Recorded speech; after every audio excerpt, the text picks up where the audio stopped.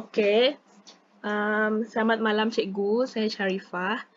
Ingin menemu buah cikgu untuk tugasan kumpulan kami berkenaan dengan subjek coaching and mentoring.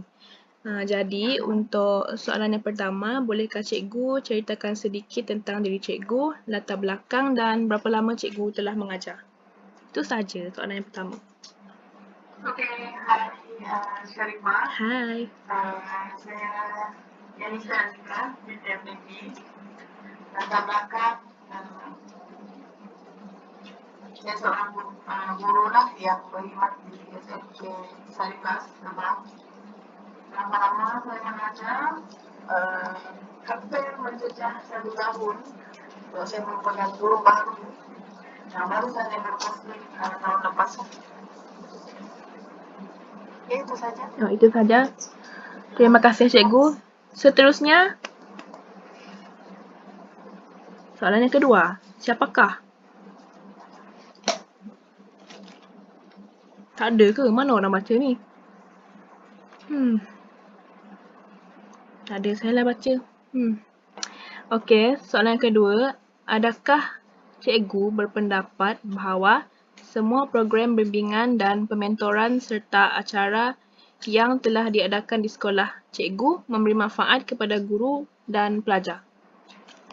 Okey, untuk soalan yang kedua, pendapat saya tentang semua program bimbingan dan pementoran di sekolah sewajarnya dan semestinya diadakan untuk kalangan guru, begitu juga untuk kalangan pelajar. Untuk bagi kalangan guru, program bimbingan dan pementoran ini dia tidaklah sama seperti konsep dengan coaching dan mentoring dengan pelajar.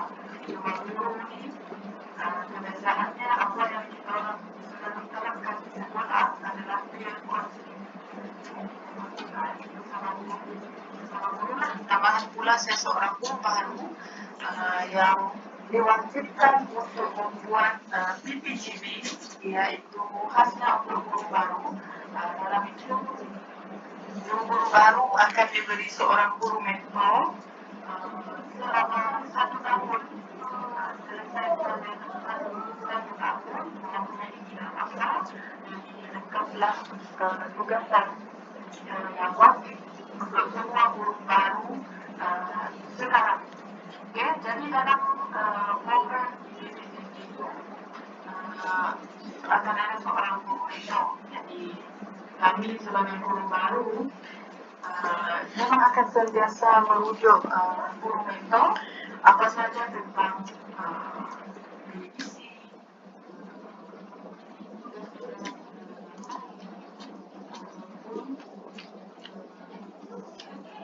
baik sama tugasan rasmi, tugasan rasmi dari SK kecil, jadi sentiasa berhubung dengan guru mentor. Contoh, kalau macam saya di bawah bidang bahasa dan mengajar bahasa Melayu, jadi mentor saya pun adalah guru bahasa dan guru bahasa Melayu. Jadi apabila kita orang dia coaching, sudah semestinya perkara pertama yang dibicarakan adalah berkaitan dengan sesi pengajaran dan pembelajaran.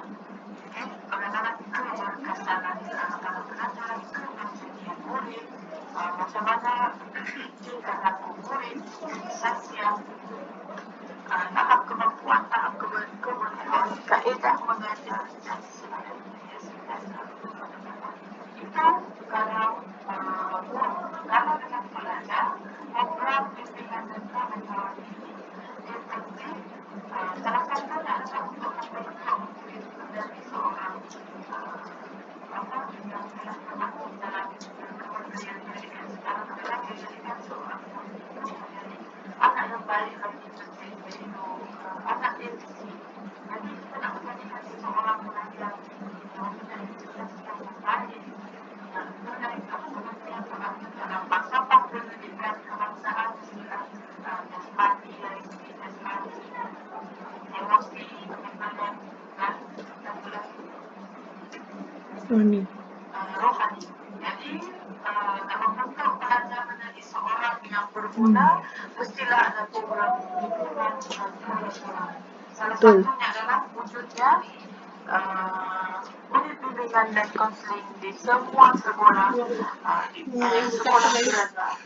Sekolah swasta sekalipun wujud bimbingan dan konseling. Jadi saya berpendapat apa saja program bimbingan dan penutoran sangat memberi impak yang besar kepada golongan guru dan juga golongan pelajar. Itu saja. Oh, itu saja. Terima kasih, Cikgu. Soalan yang seterusnya, Sharon. Okey, Cikgu. Saya Caroline, anak saya akan menanyakan bagaimana program dan pembentukan ini disusun di sekolah Cikgu. Okey, untuk program bimbingan dan pembentukan khasnya di sekolah, kebiasaannya ini adalah di bawah unit bimbingan dan konseling. Mereka akan sentiasa mengadakan berbagai jenis program antara motivasi dan camp, apa saja yang berkaitan dengan bimbingan di sekolah, khususnya untuk pelajar, baik pelajar yang menengah, pelajar sederhana dan pelajar yang lemah. Kalau di sekolah saya, semestinya bukan saja demikian dalam baikkan peranan, tetapi sesuatu memainkan peranan yang sama menjadi seorang pemimpin. Seperti yang Anda sekalian tengah belajar sekarang ini, semestinya Anda tahu guru ini bukan saya kerjakan di sekolah guru, tapi guru adalah seorang penyemangat,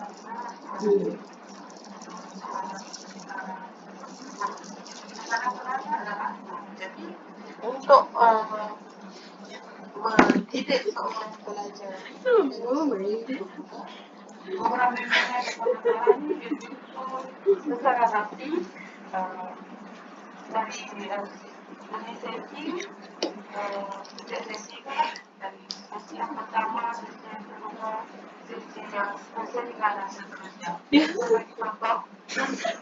Contoh satu program bimbingan yang secara berterusan dari tingkatan 1 hingga tingkatan 6. Di sekolah saya sekarang ini yang secara berterusan adalah saringan nasihat. Okay? Kalau program itu dia ada sampai lebih daripada 2 sesi. Sesi yang pertama Anjari pa ketuk sanku tu.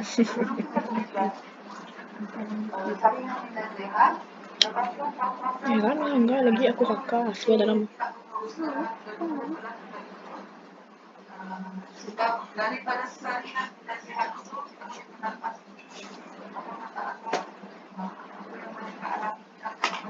dan sebagainya. Jadi bila murid itu lulus untuk saringan nasihat, dia dapat. Kalau murid tersebut berada di zon kuning, jadi mereka akan diintervensikan. Intervensi akan ada program-program susulan yang mereka mengikut. Contoh yang pertama adalah secara makro. Itu susulan program bimbingan dan pelajaran di sekolah saya.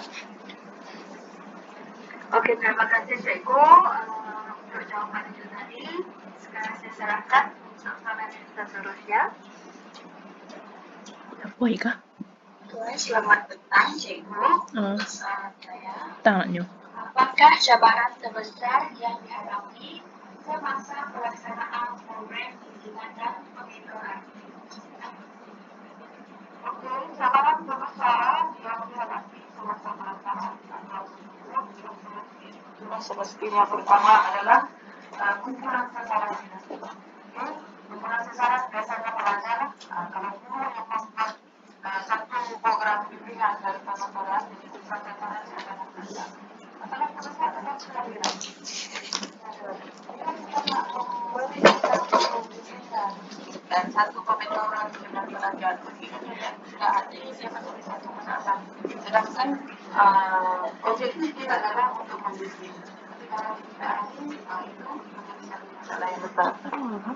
Itu yang pertama. Yang kedua, kalau di sekolah saya mungkin sokongan dan pelibatan ibu bapa itu sedikit kurang. Contoh kalau ada ceramah motivasi yang harus kita menjemput dan mengalu-alukan kehadiran ibu bapa bagi contoh demonstrasi untuk pelajar yang ada masalah disiplin. Kami sentiasa menjemput dan mengalu-alukan kehadiran ibu bapa supaya mereka sadar mereka tahu apa masalah yang dihadapi oleh anak-anak di sekolah. Tapi bila sokongan itu tak ada, dia menjadi satu masalah. Satu dia macam ibu sahaja berkeinginan untuk memberi bimbingan, tetapi orang yang sepatutnya tidak memberi sokongan itu menjadi satu gambaran yang besar. Bagaimana kita nak menarik minat ibu bapa itu untuk hadir bersama-sama dengan anak mereka. Itu yang kedua. Yang ketiga, baru dia meminat. Baru pasal dia tajuk lah guru.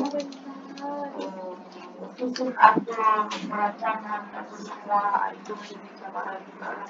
Sebab kita nak mengadakan satu program ini, dia bukan pelaksanaannya, perancangan dan pelaksanaannya bukan satu yang singkat, tetapi memerlukan satu jangka masa yang agak panjang.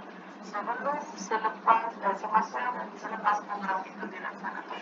Jadi nanti semua akan menjadi seorang guru dan semua akan tahu apakah cabaran tersebut dari segi masalah cabaran dari segi mendapatkan kewangan untuk melaksanakan program itu pun menjadi cabaran untuk mencari tempat yang sesuai dan untuk menarik minat orang-orang yang menyertai program tersebut. Ingat Bita, baru-baru.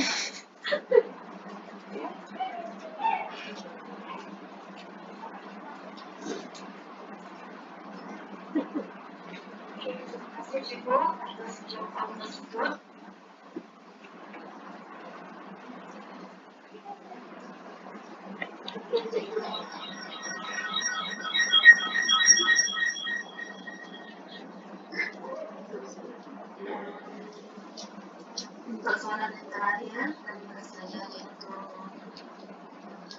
adakah terdapat sebarang sarankan untuk menambah bimbingan dan pengelolaan di sekolah cikgu? Okey, sarangan memang ada banyak yang pertama sekali adalah sarangannya laksanakan program bimbingan dan pengelolaan ini setiap tahun tidak diadakan untuk pelajar yang boleh dikategorikan sebagai pelajar utama. Kerana apa yang saya dengar dari dalam masa-masa saya, walaupun saya baru setahun, tetapi disebabkan saya berada semua di kelas 7, jadi saya sudah ada isi dengan kepulang dengan berada di kelas 7. Jadi saya pun mengenal masalah yang mereka alami. Jadi pandangan saya untuk menambahkan program bimbingan ini bagi sekolah saya adalah yang pertama, program bimbingan dan pemitoran ini dilaksanakan untuk pelajar-pelajar yang lemah setiap tahun. Kerana di sekolah saya itu yang saya tidak nampak sebagai bimbingan, sebenarnya program bimbingan dan pemitoran khasnya untuk pelajar-pelajar yang duduk di kelas 7. Kebiasaannya program bimbingan untuk pelajar di depan. Seperti yang kita tahu, kelas di depan semestinya sudah pandai. Jadi buat apa kita nak bimbingan dia? Kita sepatutnya memandang tinggi dengan pelajar-pelajar yang ada di kelas 7. Itu yang pertama. Dan yang kedua, Tu ada. pelaksanaan saya rasa belum melibatkan Dapat dia ikut sama-sama sini bahasa dah. Ada ikut berkod dah ni.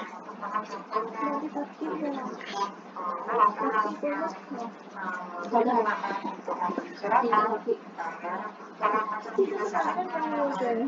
guru UBK sendiri yang memberikan. Mana Kadang-kadang belum budak ni dia rasa bosan. Kadang-kadang cikgu tu dia jangan bagi ceramah.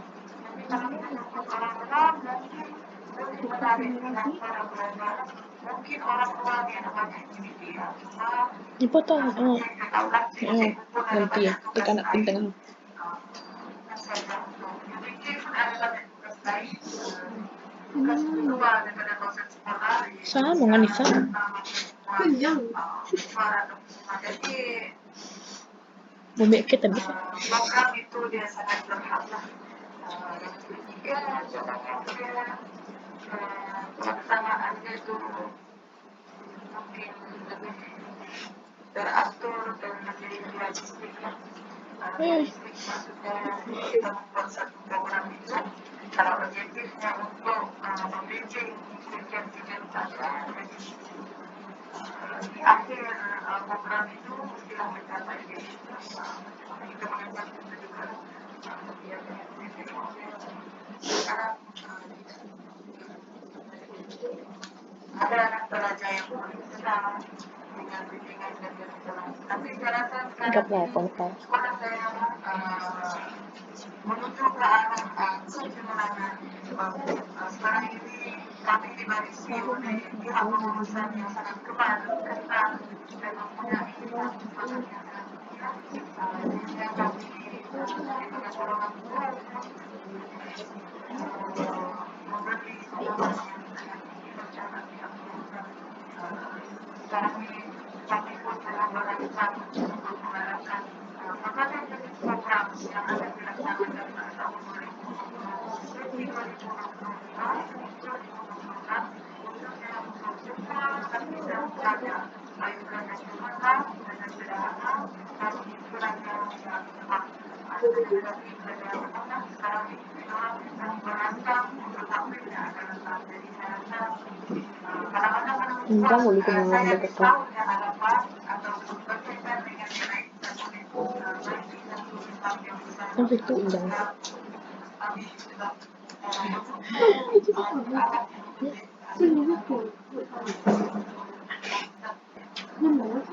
Nak fokus dia.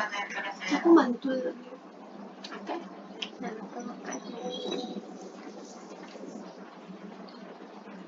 Oke, terima kasih Cikgu atas jawaban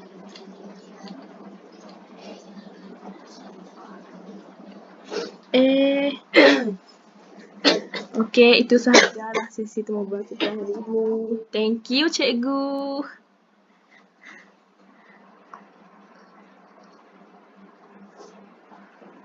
Okey, ini sajalah sesi temu bual kita hari ini.